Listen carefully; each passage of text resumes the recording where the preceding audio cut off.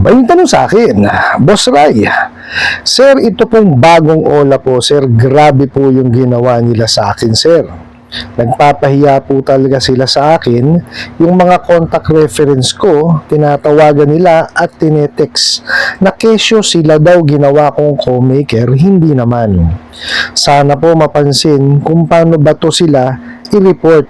Ginawa ko na po lahat, nag-email na ako. Sana po talaga matulungan ako. Minumura po ako sa text. Warning, nagsisimula na kaming tawagan at singilin ang contacts mo ngayon sa kadahilan ng hindi ka pa rin nakakapagbayad hanggang ngayon. Magsisimula na rin kaming mag-reach out sa iyong workplace at social media accounts. Sisingilin namin ang iyong friends o workmates para maisara na ang loan account mo ngayon.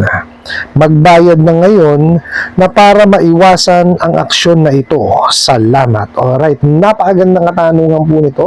Pero bago natin sasagutin, imbitahan ko muna sana kayo na pakisuportahan po sana ang aking mga social media accounts sa YouTube, Facebook, and TikTok. Ayan. Talagang lumilitaw na walang ya. Alam niyo kung bakit. Panahon na ho ng Semana Santa. Ano ba yan? Hindi man lang magtika. Puro ka walang yan pa rin ang ginagawa. Mariosep, ano ba ito mga to? Wala ba talagang to? Wala ba talagang hinto to? Wala bang lubay? Mariosep, tsaka unang-una ho, ano kinalaman ng ibang tao doon sa utang ng kliyente? Di ho ba? Mariosep. Tsaka ito ang mahirap sa kanila eh. Ang inutang ho pera, pero ang kapalit, kahihiyan.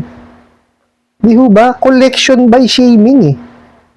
Which hindi tama ho yan dahil nakita naman ho natin at alam natin no, na naglabas na po ng prohibition on unfair debt collection practices. Bawal ho lahat yung ginagawa nila na yan. Lalo na ho yan, nanginingil sila sa ibang tao, hindi na wala namang kinalaman sa utang. Ay, sus Mariosep.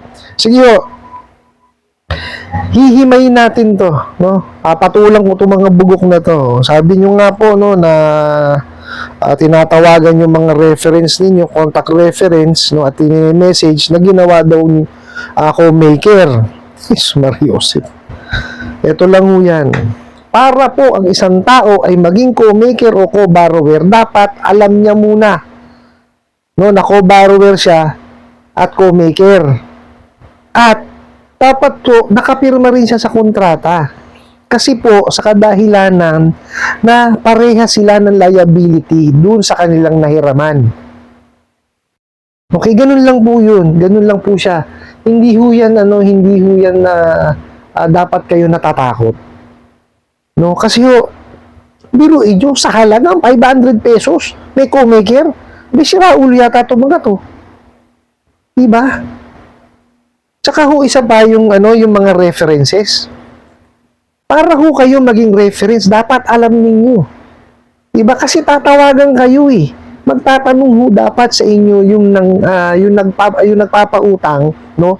Tatawagan kayo niya para magtanong tungkol dun sa nangungutang. Tapos bakit pagka oras ng singilan, nagiging reference kayo? Nagiging co-maker kayo, nagiging co-borrower kayo. Wala naman kayong alam dun sa utang. Di ho ba? At ang masakit ho doon, galing yung pangalan ninyo o yung number po ninyo doon sa ninakaw nila sa contact list nung pobre. Nung kliyente nila, anak ng kamote. Di ibig sabihin bawal pa rin. Kasi may breach na sa privacy. Meron ho tayong batas dyan, yung Data Privacy Act po natin.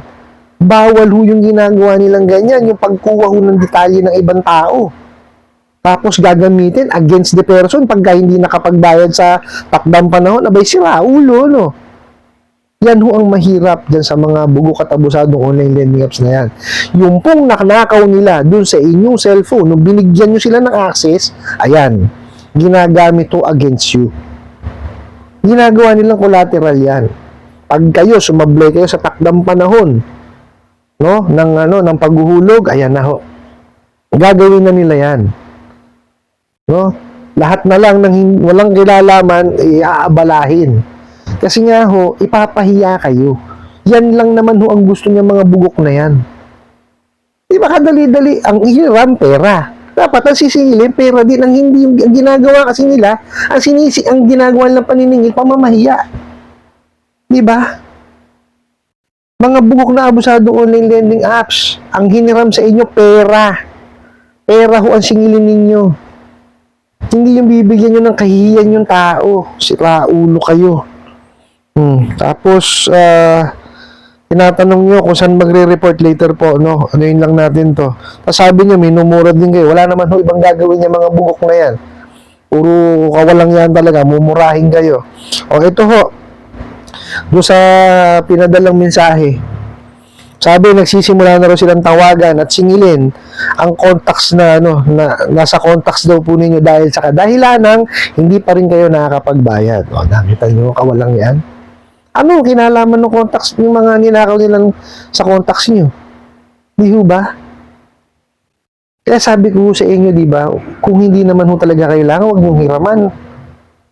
Kasi wala ho talaga kayo makikita dyan sa mga yan. Biruin nyo, hiniram nyo pera. Ano gagawin sa inyo? Ipangangalandakan ho sa lahat.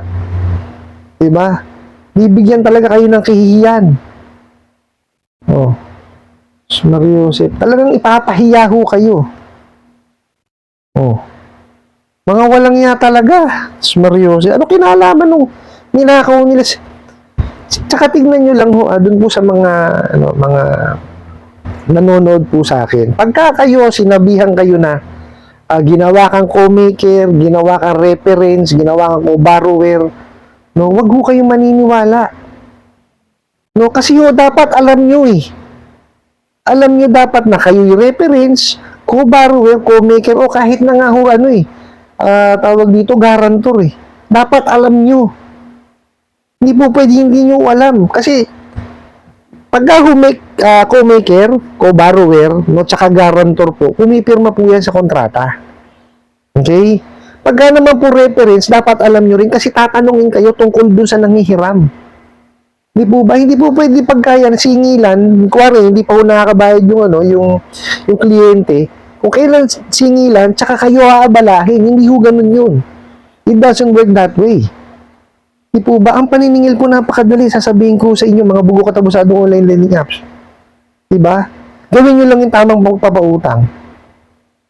Maging transparent kayo sa kliyente nyo, kauna-unahan yun. Pangalawa, sabihin nyo yung kanyang obligasyon. Di ba? Kaya ayaw nyo kasing sabihin yung obligasyon ng kliyente nyo kasi hindi kayo hihiraman. Yung 7 araw, kakaltasan nyo ng kalahati. Tapos magpapatong na naman kayo ng 50%, sira ulo talaga kayo. Di ba? Kaya ayaw nyo i-disclose eh. Oh. Di ba? Tapos pagka hindi nakabayad, lahat na lang inabala nyo. Puro sira ulo. Tapos yun nga, pati yung mga friends, pati yung mga workmates, di ba? Wala namang kinalaman yung mga yan. Anak ka ng teteng. O, ito ho, dun sa nagpadala po ng katanungan na yan, gawin nyo po, no, dyan po sa aking description box, meron po dyang iMessage. Yan po is para sa SEC. Lahat po ng proof ninyo, mga attachments, padala nyo sa kanila. Okay? Ngayon, pwede nyo rin i-email yan sa National Privacy Commission, sa PAOK, sa NBI, sa PNP, sa DOJ. Okay? Yan po lahat i-email nyo sa kanila. Soft copy po lahat yan, ha? Ito po. Ngayon, meron na naman po kasing mangyayaring raidan. Okay? Kasi syempre, pag naipon yan, pag nakitaan ng probable cause, kukuha ho ng ng warrant para ma-raid. And, ang balita ko po, ngayon na nga rin kay Kajani, shout out sa'yo, pasensya na talagang wala akong magawang panahon para mabisita kita, pero gagawin ko ng paraan yan, okay? So yun nga po, balita ko kay Kajani, may panibago na naman nga daw na rin na mangyayari. Pagka ho na rin yun, okay, excuse me po, puntahan ninyo, dalhin nyo lahat yung proof nyo, okay? Kasi kailangan nyo pumunta dun sa preliminary investigation para ma-adi niya mga bugo at abusadong online lending apps na yan. Paglaanan niyo po ng panahon, hindi po pwede yung grupo lang po ni Madam Kikay ang kikilos. Marami hong naabuso yan eh. 'Di ba? Isa ho kayo dun eh. Oh, so kailangan puntahan niyo po, paglaanan niyo ng oras. Kasi hindi ho matutuldukan yan pag hindi niyo pinaglaanan ng oras. Nakita niyo ho yung nangyari doon sa nakaraang ni Raid, oh. Diba? Napawalan sala. O, sabi nga, kay Kadjani ko rin ho nalaman na na-dismiss daw. Paano ma-dismiss ka lang kasi sa ebidensya? Oh. Kasi nga ho, wala ho talagang nagpunta. May nagpunta man ng ngilan-ngilan. Paano ho madidiin yan? Diba? Kaya nga nagkaroon ng probable cause kasi marami nagko-complain online eh. Eto na. Oh, nung nandyan na kailangan na sa preliminary investigation, wala nang pupunta. Oh. Diba? Aminin natin sa sarili natin na may pagkukulang din ho tayo. Hindi naman po pwede na puro rat lang tayo sa online. Sa social media. Kailangan ho yan. Aksyon na natin. Bigyan ho natin ng panahon. Hindi ho matutugdoan niya pag hindi ho natin binigyan ng panahon. No? Ayan, meron na naman ho niluluto. Puntahan nyo. Para matapos na po yung mga katarantaduhan yung mga bugok na yan. Ako kasi, hindi ko ho 40 yan eh. Okay? Ako ho, nagbibigay ho ako ng advices based on my experience. Base po doon sa mga tanong ko sa mga abogado, mga kaibigan ko, at sa pag-research ko. No, iba po yung sa akin. No? Ang sa akin po, yan po, nagbibigay po ako ng mga encouraging message, encouraging words po para sa inyo at para ma-uplift yung nyo, yung nararamdaman niyo with regards to anxiety and depression. More than that, wala na ko kung ibang kayang ibigay. Okay po? And isa pang gusto ko sanang mangyari is matuloy yan yung sa Senate hearing, magtuloy-tuloy. Para matuldukan na rin talaga at mabigyan ng aksyon yung harassment na nangyayari doon sa unfair debt collection practice. Magkaroon ng batas para dyan talaga at magkaroon ng pangil. Okay? Sinulitin ko po, huwag niyong iasa sa ibang tao. No, aksyonan po ninyo. Pagka nandyan na po, umatin kayo ng preliminary investigation, ipresenta niyo po yung inyong proof.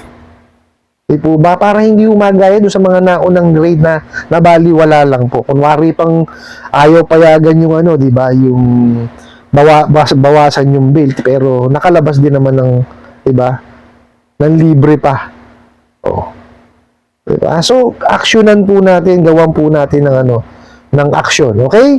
Sana po, naintindihan ninyo kasi para sa inyo rin din po ito. No, hindi ko kayo ini-encourage ng ganito para, diba, para lang sa akin o kung kanino pa man. Para sa inyo po yan. Para po sa ikatatahimik ng inyong isipan at ng inyong damdamin.